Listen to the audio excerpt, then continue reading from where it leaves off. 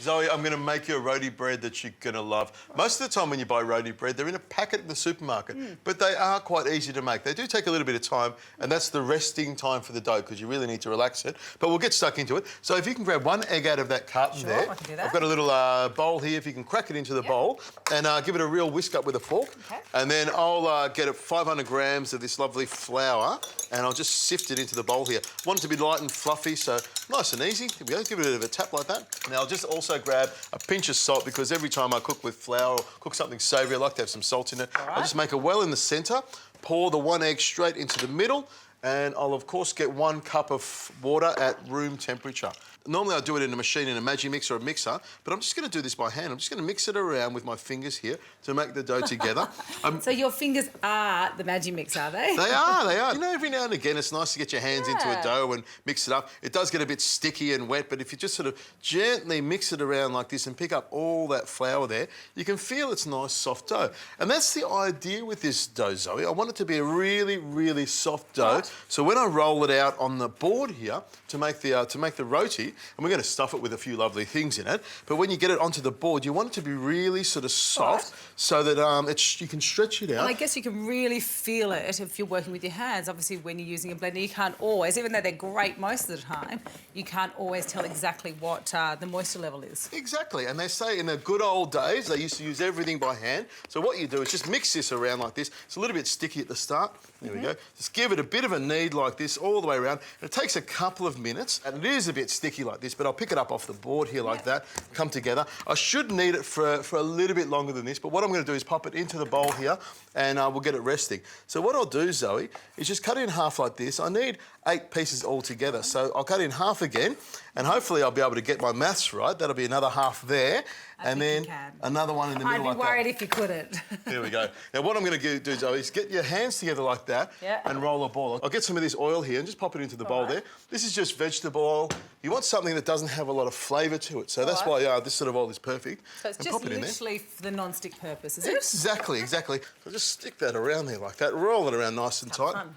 It is lots of fun, isn't it? You try it around. I'd like to see you start juggling, Zoe. That would be really, really funny, wouldn't it? I am very uncoordinated. This will sit nice and gently at the back of the kitchen. It'll rest nicely. When we come back, we'll be ready to roll it out, put all the ingredients in it, and make some lovely roti bread.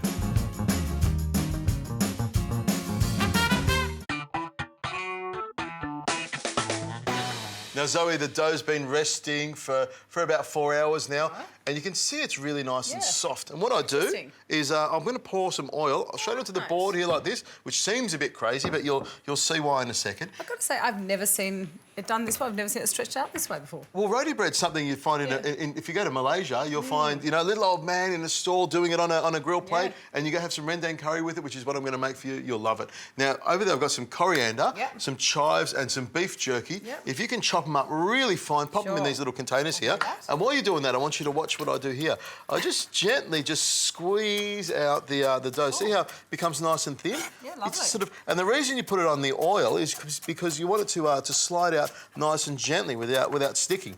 And what you do is just stretch it out just gently. You can see how thin it becomes, and you want to make it so it's almost like as thin as paper. Interesting. I think the oil itself will add a nice texture to it as well. Of course, and the oil actually helps when you cook it as well, but you can see that spreads out beautifully. Now I like understand why roti bread is so tasty. There is so much oil in it. There's so much oil, and there's a lot of work in it as well. And I'll just grab another one of these out here and start on this board here. I'll just start spreading it out all the way around here like that. Now I'll start, Zoe. I'll just grab some coriander here and spread some around the middle there like that. Give this to you. Some chives as well, and I'll do the shallots, and I'll save that beef jerky for the next one. There we go. Interesting. I love the idea of the beef jerky. I love beef jerky. I'm glad you like that as well. What I do is I fold it through the middle here like this.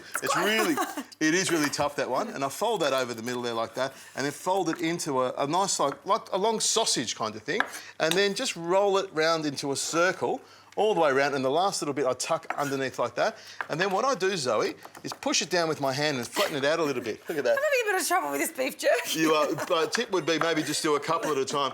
Now, I've got my pan nice and hot here. What I'm going to do, Zoe, is just throw this straight into the pan like that. It starts to sizzle a bit. The pan's on quite low, so you want to actually cook it nice and slowly. You just let it sit there, and you can see with the pan, I haven't even put any oil in it. There's so much oil on the dough here, I don't need to put any in. More than enough oil. Sprinkle some of this beef jerky on the top there, and some chives as well. There we go.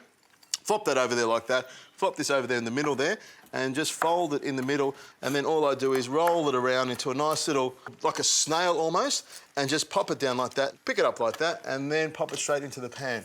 Grab another one of these like that, all the way through there like that. Sprinkle that on top there. Look at that.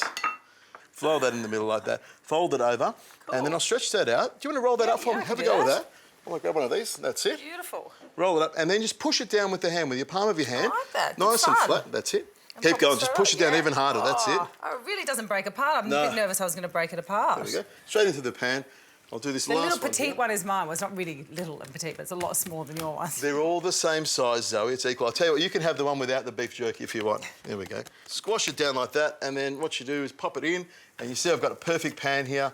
Perfect size to hold 4 of these babies. Now, these will take about 4 or 5 minutes on each side. I'll turn them over when they're golden and crispy.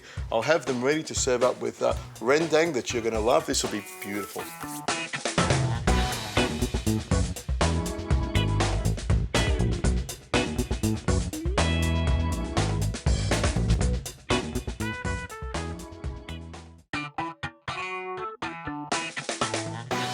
Zoe, have a look at these. They've gone nice and crispy. They're like a kind of escargot of the Malaysian curry sort of world, don't they? Well, not really, but anyway. Great little flatbread. And what you do is you sort of got to scrunch it together. Okay. And this is the way I like to serve it. I cut it up a little bit, and I'll pop it onto a plate here like that. Nice. You can see all the colour in there, all the coriander and stuff. The herbs smell beautiful. I can really smell all the different herbs. It's fantastic. Makes it nice and fresh. And I've got a rendang curry here, which is basically a Malaysian beef curry cooked with a lot of coconut and cooked down. It's almost a dry curry, we call it, and it goes so well with the roti bread. Look at that. It's sort of what they would have instead of having rice. You'd have the roti bread. Fantastic. I love the idea of the roti bread. I can't wait to try it. There we go. Have a little taste of that. Pick up a little bit of beef curry with a bit of the sauce and the roti bread straight on top of it. One of the best flatbreads in the entire world.